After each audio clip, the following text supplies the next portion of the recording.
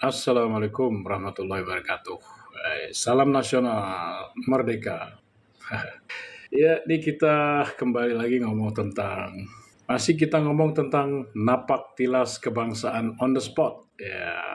Ya guys, kita ngomong tentang napak tilas kebangsaan on the spot. Apa itu? Program paket pelatihan napak tilas kebangsaan on the spot yang kita laksanakan di Jakarta, langsung di titik-titik sejarah. Ya, titik-titik sejarah yang penting. Di antaranya Gedung Sumpah Pemuda, lalu kita ke Tugu Proklamasi, Tugu Petir. Kita juga akan ke Monas, dan kita juga akan memahami bagaimana persatuan lintas perbedaan agama Masjid Istiqlal dan Gereja Katedral yang ada terowongan silaturahimnya itu ya dari Istiqlal ke Katedral dan sebaliknya, untuk memahami bagaimana kita bersatu di dalam keberagaman ya.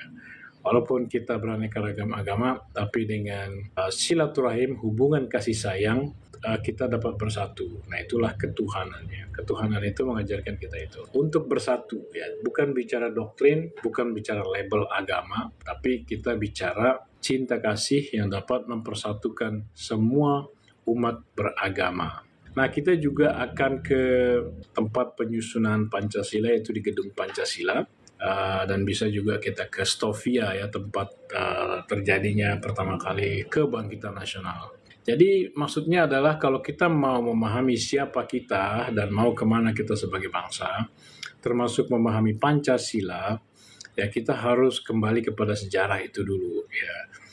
Kenapa sampai ada Negara Kesatuan Republik Indonesia berdasarkan Pancasila dan semboyan persatuan kita Bhinneka Tunggal Ika, kita harus kembali kepada sejarah. Kita nggak bisa memahami apapun tentang kebangsaan kita tanpa memahami sejarah, tanpa kontak langsung dengan sejarah.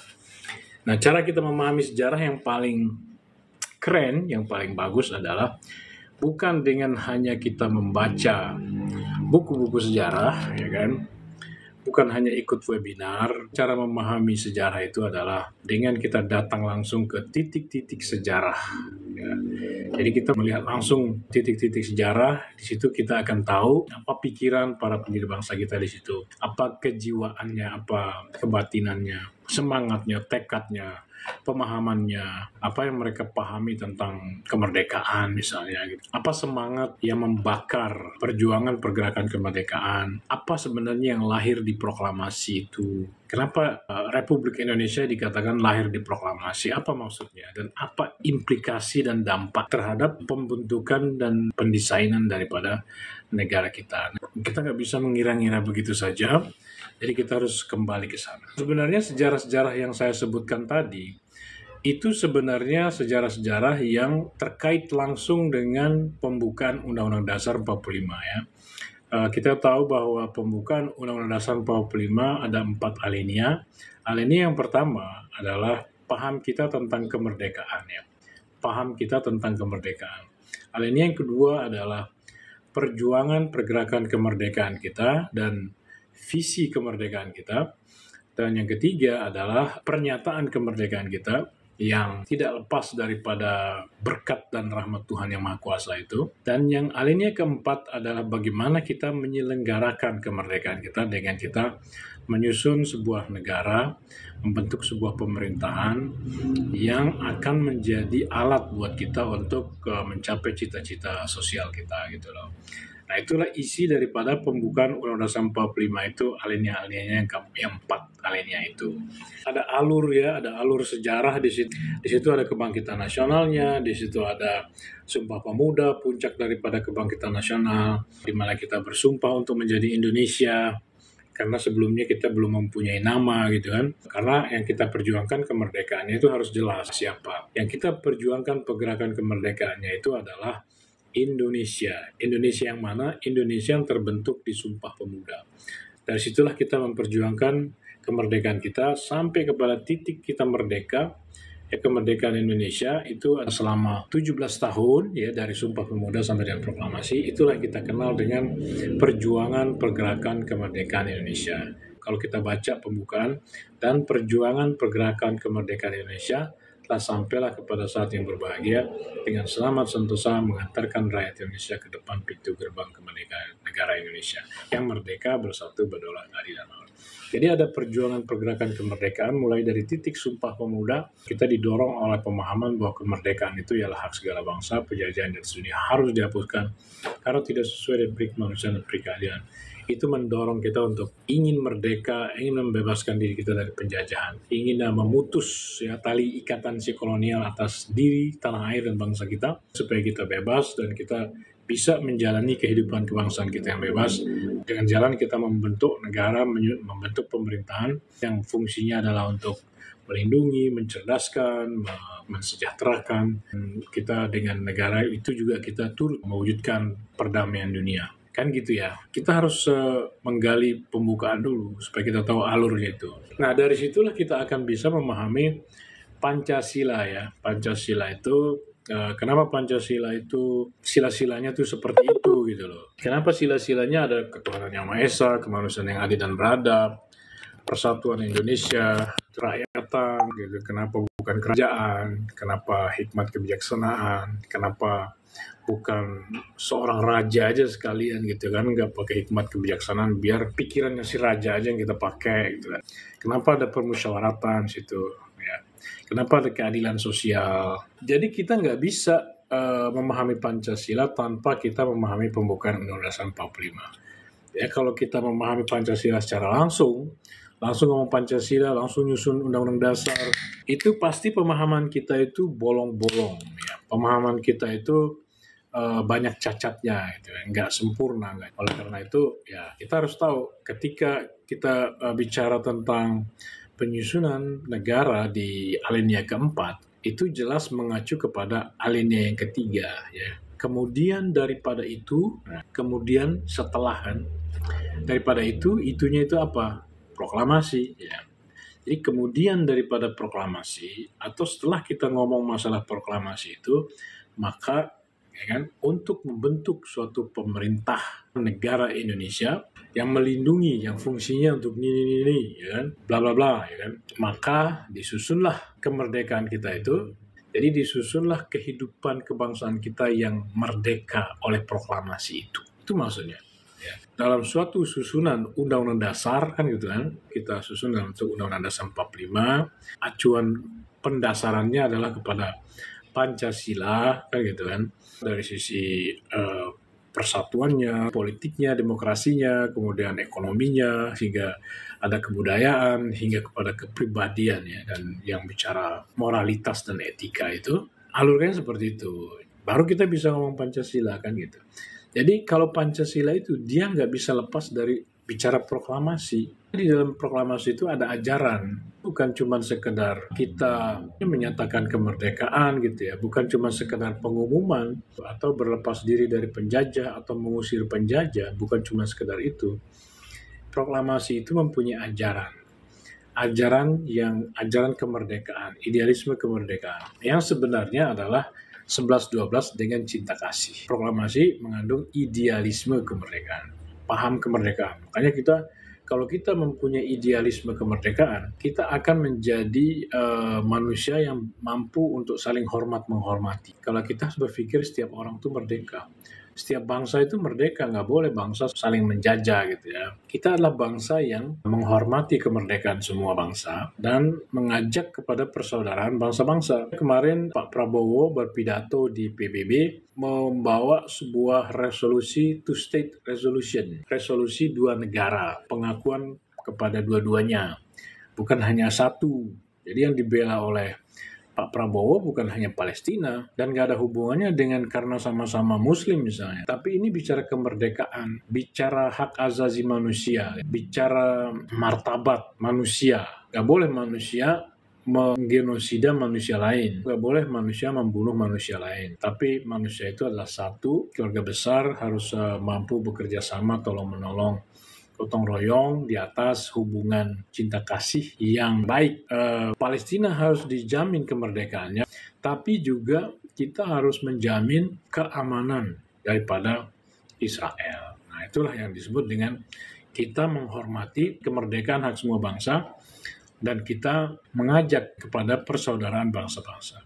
Memihak kepada semuanya, menegakkan keadilan, menegakkan hukum internasional, menegakkan moralitas yang baik, pola-pola hidup yang manusia itu dihormati gitu, bukan diperlakukan seperti bukan manusia. Di dalam idealisme kemerdekaan, idealisme saling hormat menghormati itu ada yang namanya kita harus berperi kemanusiaan dan berperi keadilan. Inilah ajaran daripada Pancasila itu nggak lepas dari urusan bicara merdeka dan kemerdekaan. Pancasila itu sebenarnya untuk membuat kita secara nasional, bangsa Indonesia, hidupnya damai, tertib, berdasarkan kemerdekaan, yang saling menghormati kemerdekaan untuk eksis sesuai dengan corak kelahiran kejadian masing-masing, dihormati, dihargai, yang nggak ada yang gelisah oleh perbedaan, nggak ada yang ingin aku yang paling benar, kamu salah, jadi kamu harus ikut aku.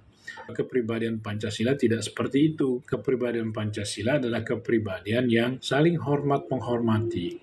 Yang penting adalah kita semua menjadi orang-orang yang mengejar kebaikan, mengejar kebajikan, menjunjung tinggi cinta kasih. Sehingga dengan itu kita dapat bersatu dan dapat bertoleransi, dapat bermusyawarah, bermufakat untuk menyelesaikan berbagai urusan-urusan bangsa gitu loh. Kebaikan kehidupan bersama kita. Masyarakat Bhinneka Tunggal Ika, masyarakat yang bersatunya itu hanya bisa dijalankan kalau kita semua dipenuhi oleh cinta kasih. Yang 11-12 dengan kemerdekaan, yaitu peri kemanusiaan dan peri keadilan, saling hormat menghormati, memperlakukan manusia manapun sebagai manusia dan memperlakukan manusia manapun secara adil tanpa memandang suku, ras, dan agama. Nah, itulah jiwa-jiwa yang terkandung di dalam Pancasila.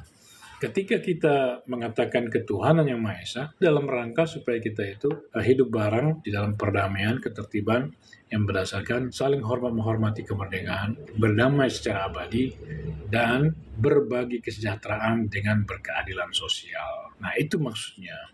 Ketika kita mengatakan kemanusiaan yang adil dan beradab, itu juga sama dalam rangka supaya kita bisa hidup tertib damai di atas dasar kemerdekaan, perdamaian abadi, keadilan sosial. Apapun, ya kan, sila-sila di situ supaya kita bisa hidup bareng, ya dengan damai, saling hormati kemerdekaan, damai sampai kapanpun, sampai akhir zaman, dan berbagi kesejahteraan secara berkeadilan sosial. Dan kita harus memandang diri kita ini satu keluarga besar bangsa Indonesia, tubuh yang satu, bahkan umat Indonesia gitu loh. Karena kita berpikir saudara kita adalah bangsa kita. Kita nggak berpikir saudara kita hanya kelompokku saja. Kita nggak seperti itu. Kita tuh menganut kebangsaan. Artinya kita memandang bahwa bangsa kita, apapun suku, ras, dan agamanya, keluarga kita. Secara internasional, ya kita bersaudara dengan bangsa-bangsa lain. Jadi kita tidak mengkultuskan diri dari bangsa-bangsa lain. Persaudaraan bangsa-bangsa yang kita gaungkan seperti yang dilakukan oleh Pak Prabowo di sidang Majelis Umum PBB kemarin, ya, yang sangat luar biasa, disambut dan menyadarkan banyak pihak, termasuk Donald Trump, ya, mendapatkan pencerahan yang luar biasa. Saya yakin Donald Trump itu selama ini tidak bisa memahami bagaimana untuk menyelesaikan perihal Palestina Israel. Karena dia sangat terkungkung ya oleh bisikan daripada Netanyahu. Tapi ketika beliau mendengar pidatonya Pak Prabowo, dia bilang, you did it, ya kan? Kamu berhasil melakukannya itu. Ya kita akan segera selesaikan itu urusan Palestina Israel itu. Nah, itu pencerahan yang beliau dapat. Ternyata mendengarkan narasi-narasinya Netanyahu yang bawa-bawa Musa, yang perjanjian, segala macam, agama gitu ya, itu membuat dia bingung, Donald Trump. Tapi ketika mendengar semangat jiwa kemerdekaan, jiwa proklamasi, jiwa kemerdekaan yang disampaikan oleh Bapak Prabowo, dia mendapat pencerahan dan dia mendapatkan pemahaman yang lebih tinggi daripada apa yang disampaikan oleh Netanyahu kepada beliau. Dan ini luar biasa.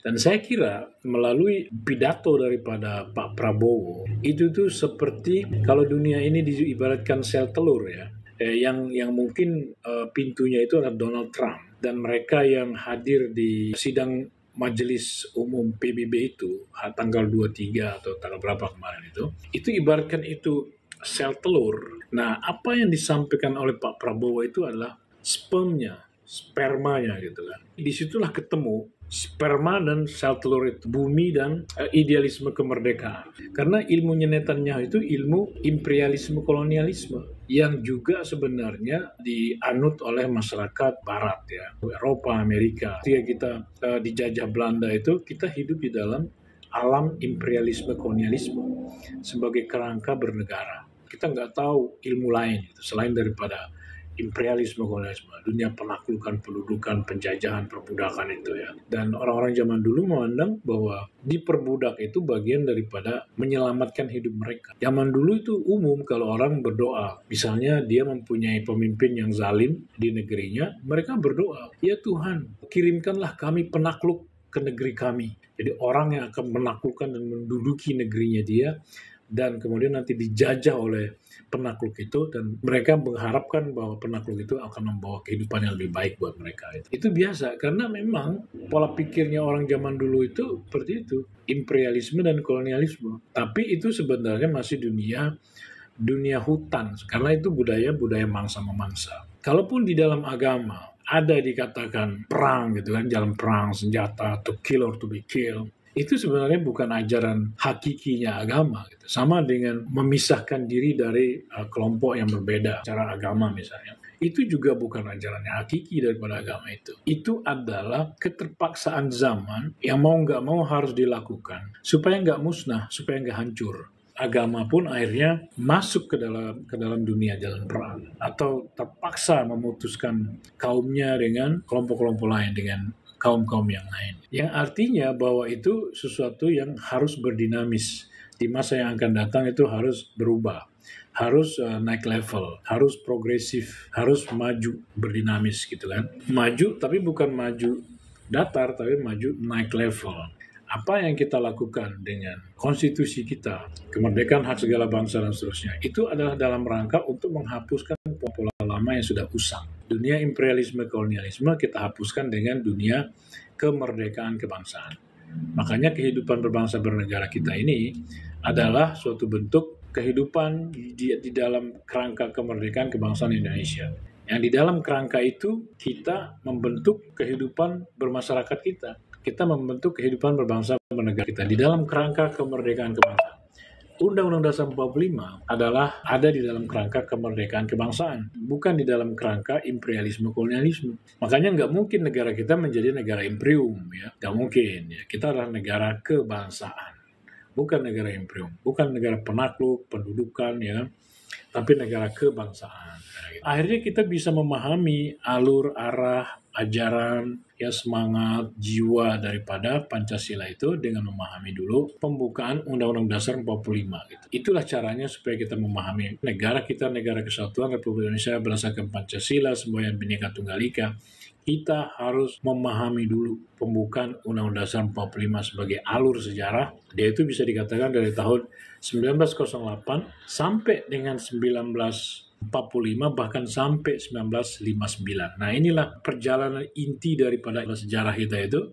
Mulai dari kebangkitan nasional, kita menjadi Indonesia, melaksanakan pergerakan kemerdekaan, menyatakan kemerdekaan, menyusun negara, dan penyusunan itu sempurna di tahun 1959. Dan itulah perjalanan yang harus benar-benar kita pahami oleh setiap anak bangsa untuk memahami siapa dirinya sebagai bangsa dan mau kemana ya kita dengan negara kita. Bagaimana kita meneruskan revolusi yang diamanatkan oleh para pendiri bangsa kita, apa relnya, apa yang harus kita install, apa yang harus kita tanam di dalam kehidupan kita. Sebagai bangsa yang lahir sebagai dunia baru. Kita ini adalah bangsa dunia baru. Karena dunia kita adalah dunia kemerdekaan kebangsaan. Kita memisahkan diri dari dunia imperialisme dan kolonialisme. Dan dunia imperialisme kolonialisme ini sangat-sangatlah berbahaya. Bung Karno pernah memperingatkan di sidang Majelis Umum PBB juga bahwa imperialisme itu berbahaya. Berbahaya buat dirinya sendiri, berbahaya buat orang lain. Sama seperti kemarin juga yang diperingatkan oleh Pak Prabowo. Berbahaya. Ya untuk orang lain dan untuk dirinya sendiri. Ya khususnya Israel gitu ya, yang ya punya visi yang seperti itu gitu kan, yang mengacu kepada penafsirannya tentang kitab suci gitu. Jadi manusia yang paling benar itu adalah saling menghormati kemerdekaan, berdamai secara abadi dan bekerja sama membangun kesejahteraan dan perdamaian di atas dunia ini. Itulah yang paling benar. Kalau hal-hal yang sifatnya ingin menguasai, ingin memiliki segala macam itu, saya kira itu kita sudah tidak berperi kemanusiaan, tidak berperi keadilan kalau kita lakukan secara berlebihan ya. Bagaimanapun juga bangsa Indonesia, maksud saya umat manusia itu adalah satu ya kan. Apalagi kalau kita lihat sejarah ya kan, bangsa Israel dan bangsa Arab itu kan sama-sama keturunannya Abraham, sama-sama keturunannya Ibrahim gitu loh. Masa bertengkar kan gitu kan. Kalau di dalam ajaran agama kita bertengkar itu kita sudah menyekutukan Tuhan. Ya kalau kita sama-sama berasal dari Tuhan, sama-sama berasal dari nenek moyang kita Adam dan Hawa yang sama gitu, tidak pantas kita itu bermusuh-musuhan dan berpecah belah kan gitu ya. Nah, sekarang ada cara ya memahami pembukaan Undang-Undang 45 dengan cara yang sangat mudah sekali, bahkan anak kecil pun bisa. Dengan jalan kita mengikuti suatu program pelatihan, bukan sesuatu yang kelihatan rumit, complicated gitu ya, tapi fun, menyenangkan, dan jalan-jalan. Dia ada Napak Tilas Kebangsaan on the Spot, ya program edukasi wisata edukasi yang kita lakukan di sekitar Medan Merdeka Jakarta, ya kan, untuk memahami siapa kita dan mau kemana kita sebagai bangsa dengan menelusuri titik-titik sejarah yang terkait langsung dengan pembukaan Undang-Undang 45 ini. Khususnya dari Sumpah Pemuda sampai dengan proklamasi. 17 tahun perjalanan keramat ya terbentuknya Indonesia, bangsa Indonesia lahir di situ, terbentuk dan lahir, ada kristalisasi, ada semacam pembentukan karakter, peletakan ukuran karakter jati diri oleh alam, oleh zaman, oleh perjuangan itu, pergerakan kemerdekaan itu mengandung kristalisasi jati diri tersebut. Ya bisa kita katakan bahwa itu adalah oleh Tuhan. Tuhan meletakkan ukuran itu, jati diri seperti itu pada dirinya bangsa Indonesia, supaya bangsa Indonesia ini harus jadi apa. Kalau sebagai negara, dia jadi negara kayak gimana? Karena bangsa Indonesia sangat nyata, sangat jelas bahwa bangsa Indonesia ini membawa suatu misi didamba-dambakan oleh seluruh umat manusia, yaitu the revolution of mankind, atau revolusi umat manusia. Apa itu revolusi umat manusia? Ya membawa idealisme kemerdekaan, idealisme saling hormat menghormati, yang kita belajar dari sejarah kita dan menjadi cara hidup kita saat ini, dan akan kita bagikan kepada bangsa-bangsa supaya menjadi rahmat, menjadi kasih sayang Tuhan untuk semua bangsa. Nah, itulah kemerdekaan kebangsaan Indonesia, kerangka berbangsa dan bernegara kita, yang di dalam kerangka itu kita mendirikan negara kita yang menghapuskan pemisahan manusia karena suku ras dan agama, menghapuskan feodalisme ya secara nasional, ya kan, eksploitasi manusia atas manusia, dan menghapuskan dunia jalan perang. Perang itu hanya mempertahankan diri, bukan untuk melakukan invasi, menguasai wilayah orang, merampas harta orang, menghina penduduknya, dan seterusnya. Tidak pantas dilakukan manusia atas manusia lain, hal-hal yang seperti itu. Bukan zamannya lagi, manusia sudah dewasa, manusia harus berprogresif, revolusioner, visioner. Kita harus naik level di dalam berkebudayaan, di dalam kita hidup bersama dengan sesama manusia, keluarga besar umat manusia. Kembali lagi, kami mempunyai sebuah paket pelatihan, ya, paket pelatihannya namanya Napak Tilas Kebangsaan on the Spot, untuk meniti titik-titik sejarah yang terkait langsung dengan pembukaan Undang-Undang 45, karena pembukaan Undang-Undang 45 ini adalah bagaimana caranya kita memahami siapa kita dan mau kemana kita sebagai bangsa. Pancasila itu mau mendirikan negara, dan bagaimana kita merealisasikan blueprint negara. Tapi semua itu didasari, dijiwai oleh apa yang terjadi sebelumnya. Nah, memahami apa yang terjadi sebelumnya inilah yang kita lakukan dengan Napak Tilas ini, supaya benar-benar kita paham siapa kita dan mau kemana kita sebagai bangsa. Undang-Undang Dasar 45 sudah baik, hanya pelaksana undang-undangnya saja yang memaknai. Ya betul. Insya Allah dengan Napak Tilas ini kita akan mampu untuk memaknai dan memahami Pancasila, Undang-Undang Dasar 45 itu sendiri, kemudian Bhinneka Tunggal Ika, NKRI, kenapa bentuknya Kesatuan Republik, kenapa kita mempunyai ide bernegara bahwa negara Indonesia adalah negara kesatuan yang berbentuk republik. Itu akan terjawab. Apa itu sebenarnya Bhinneka Tunggal Ika?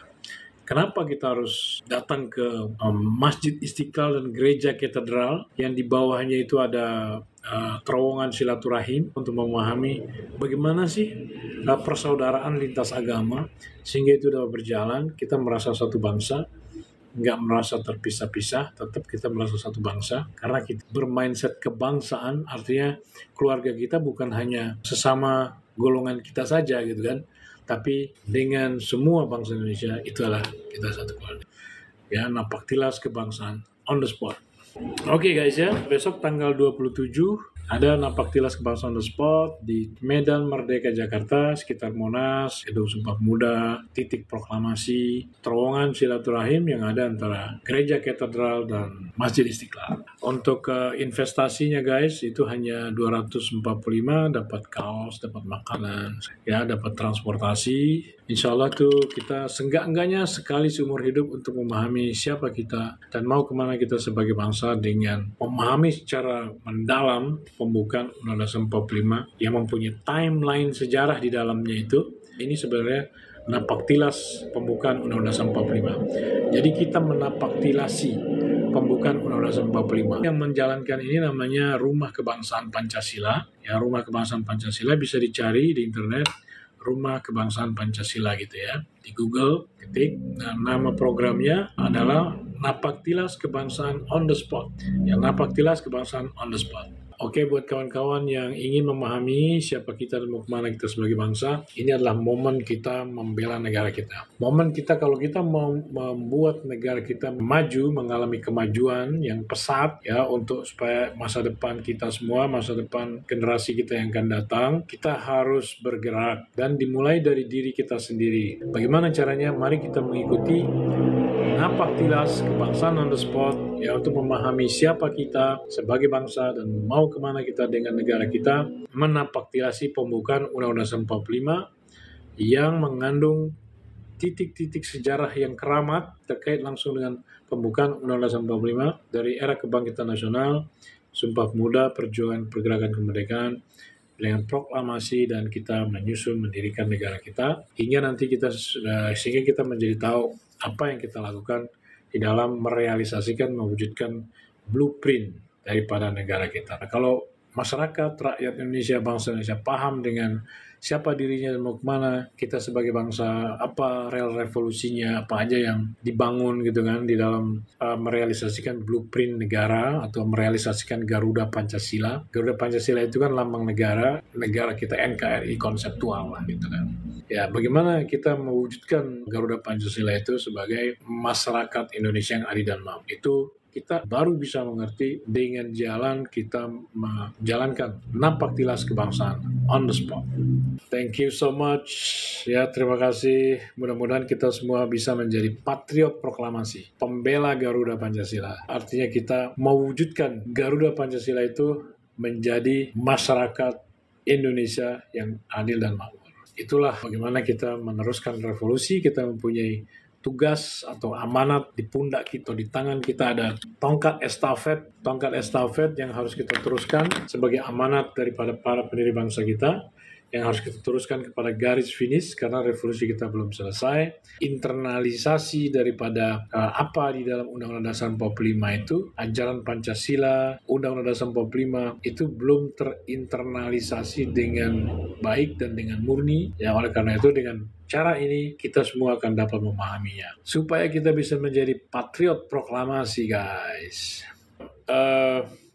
Pembukaan Undang-Undang 45 ini sebagai alur, di situ ada timeline sejarahnya, ada titik-titik sejarah yang keramat gitu kan, yang mana kita terbentuk sebagai Indonesia dan kita lahir sebagai Indonesia merdeka. Itu dari 28 Oktober 28 sampai dengan 17 Agustus 1945. Nah, disitulah kita mengalami kristalisasi jati diri, ada peletakan ukuran oleh alam, oleh Tuhan di situ, supaya bangsa Indonesia itu dia lahir sebagai apa. Ya, sebagai bangsa Indonesia itu bangsa yang seperti apa, sehingga dia menjadi negara yang kayak gimana, sehingga nanti dia tampil di dunia menjadi negara seperti apa itu kita harus tahu dulu siapa kita dan mau kemana kita. Kita harus tahu jati diri kita dulu. Nah, dengan begini kita akan paham nanti Pancasila itu, kita akan paham secara ngelotok.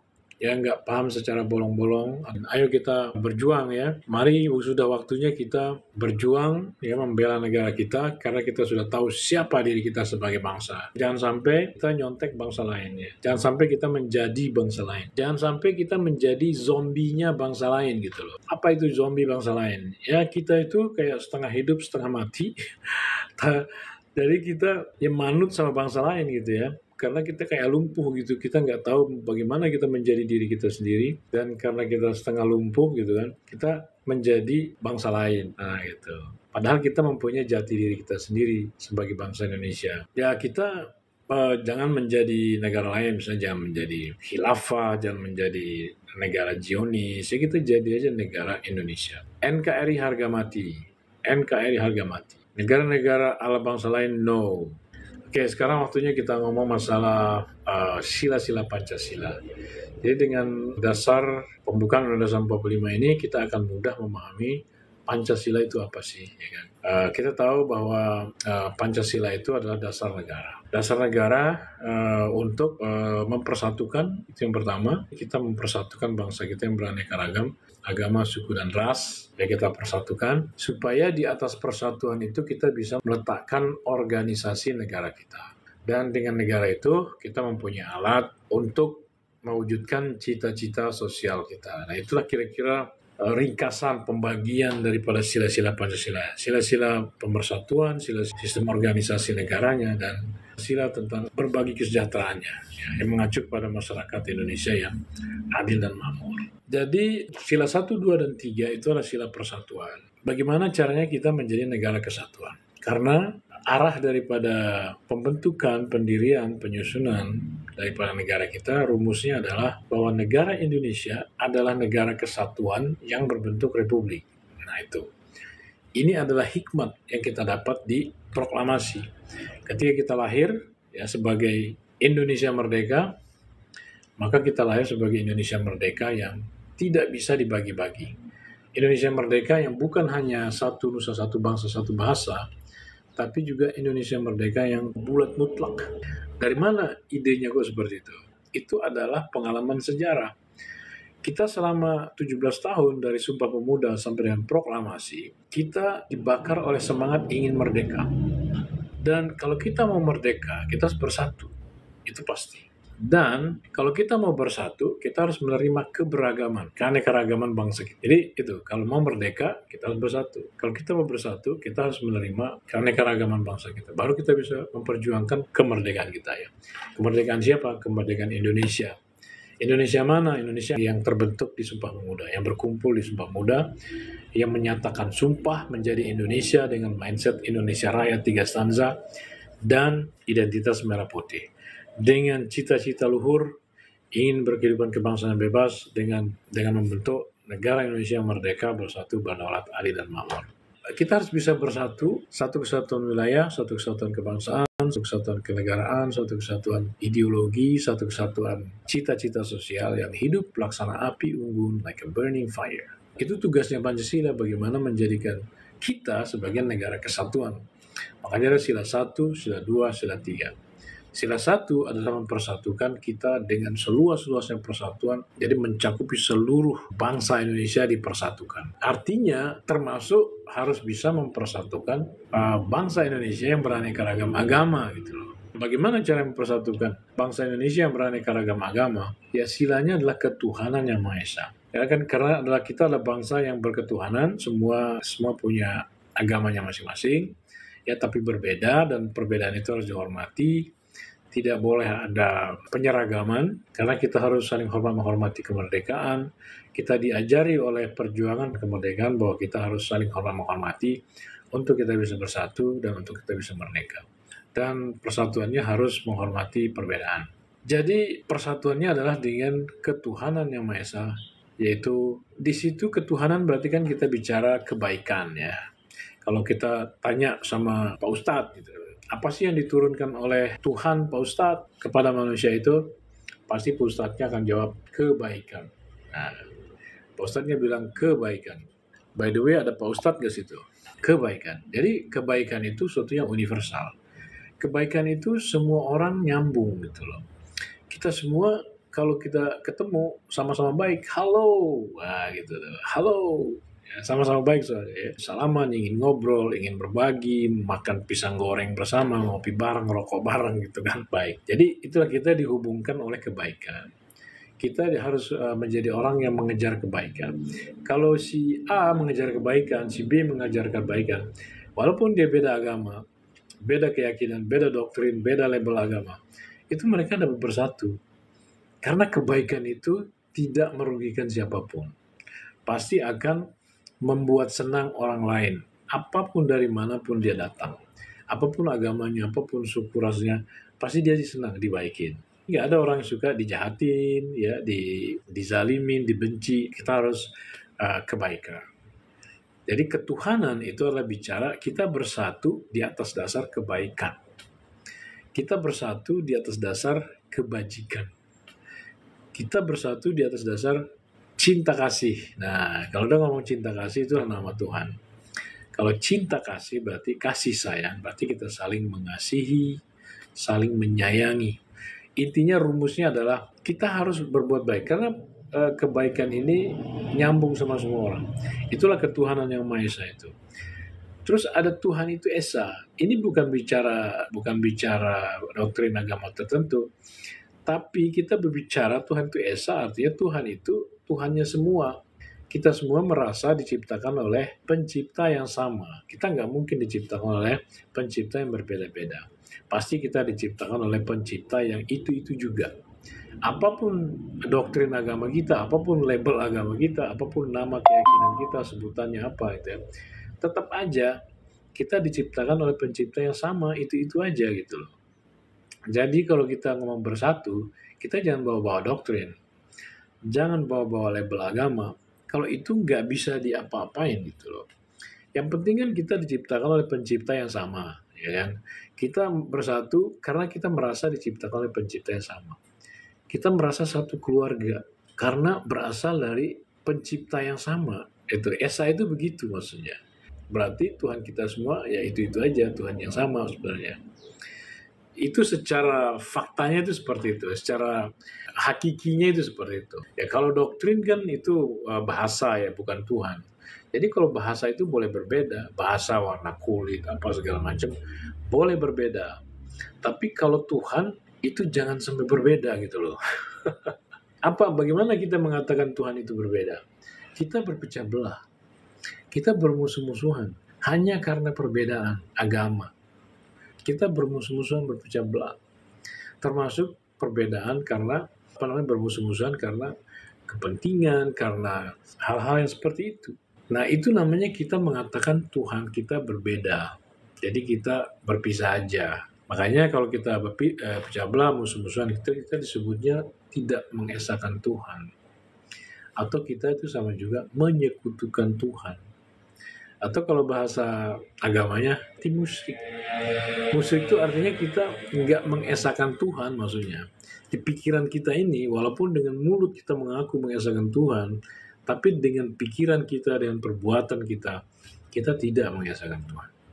Dan itu tidak bagus, karena akan membuat kita tidak bersatu. Kalau kita tidak bersatu, kita tidak bisa bergotong royong. Jadi perlu bangsa Indonesia ini dipersatukan supaya mereka bisa bergotong royong jadinya. Karena kalau kita mau mencapai kesejahteraan sosial, kesejahteraan buat semua, kita harus bergotong royong. Bergotong royongnya adalah semua untuk semua. Semua bergotong royong untuk semua. Bagaimana caranya supaya bisa bergotong royong semua untuk semua? Ya harus bersatu dulu. Bersatu tidak ada permusuhan hanya karena perbedaan agama, perbedaan suku, perbedaan ras, perbedaan semua perbedaan diselesaikan dulu. Dibikin supaya kita bangsa Indonesia bisa merasa satu keluarga besar. Dibikin bisa merasa satu tubuh yang satu. Bahkan bisa merasa sebagai umat yang satu. Nah, kalau sudah seperti itu, sudah berarti kita sudah nggak ada masalah, udah nggak ada permusuhan, nggak ada ini, semua kepentingan, perbedaan, pikiran segala macam itu bisa kita damaikan semua. Dan disitulah Ketika kita bersatu seperti itu, kekuatan kita menjadi besar. Kekuatan kita berlipat-lipat ganda. Ya kan? Kalau kita tidak bersatu, kita bermusuhan, sama kayak ada unsur elementer di dalam besi berani itu, dia harus rapi ya, menghadap utara selatan, semua elementernya menghadap utara selatan, sehingga itu menimbulkan dia bisa menjadi magnet gitu loh. Bisa menjadi magnet. Magnet ini bisa ada kaitannya dengan energi listrik, macam-macam, menimbulkan tenaga, menimbulkan kekuatan, menimbulkan power. Nah, kita harus menjadi kayak begitu. Tapi kalau kita tarik belakang segala macam, nanti akan saling melemahkan, ya, akan saling kekuatan-kekuatan yang ada itu bukannya saling membentuk sebuah kekuatan yang besar, tapi akan saling mematikan, akan saling melemahkan, sehingga kita tidak punya kekuatan apa-apa. Nah, itulah kenapa kita harus bersatu dan merasa bahwa kita ini satu kesatuan wilayah, satu kesatuan kebangsaan, satu kesatuan kenegaraan, satu kesatuan ideologi, satu kesatuan cita-cita sosial yang hidup laksana api unggun, like a burning fire. Nah, sehingga di atas persatuan seperti itulah kita mendirikan negara kita, organisasi negara kita, Negara Kesatuan Republik Indonesia. Kesatuannya nyambung dengan pondasinya tadi itu, persatuannya itu, sehingga di atasnya itu yang berdinamis, yang mempunyai arah itu adalah sistem kepemimpinan ya ala Indonesia. Dan dari situ akan timbul buah, yaitu kesejahteraan sosial, ya, kesejahteraan buat semua orang. Semua kita berjuang ya, bergotong royong untuk semua bergotong royong untuk semua. Ya, jadi inilah konseptual negara kita yang akan memberikan kepada kita perputaran sosial, politik, ekonomi, rutinitas sehari-hari sedemikian rupa ya, sehingga itu melahirkan sebuah kebudayaan. Dan kebudayaan ini adalah buah daripada perputaran sosial, demokrasi, dan ekonomi kita yang baik, yang berdasarkan Pancasila, melahirkan sebuah kebudayaan. Dan kebudayaan itu, budaya itu menjadi lingkungan hidup kita sehari-hari jadinya kan, karena itu kita tanam sosialisme Pancasila, politik Pancasila, demokrasi Pancasila, ekonomi Pancasila, itu menjadi perputaran sehari-hari karena dia ditanam, diprogram, diinstal, diinternalisasi, dan dijaga, dipastikan berjalan, ya kan, dihindari mereka yang melakukan pengerusakan, ya, pelemahan, itu benar dijaga dari orang-orang seperti itu. Sehingga itu akan tumbuh, berkembang, dan berbuah menjadi sebuah kebudayaan yang luar biasa, yang modern, yang luhur, dan yang beradab. Sehingga dari situlah kita akan mendapatkan kepribadian ala Indonesia. Kepribadian ala Indonesia. Oke guys, jadi itu kira-kira. Nah, cuman untuk memahami sampai sejauh itu complicated ya, mungkin nggak sebentar kita belajarnya.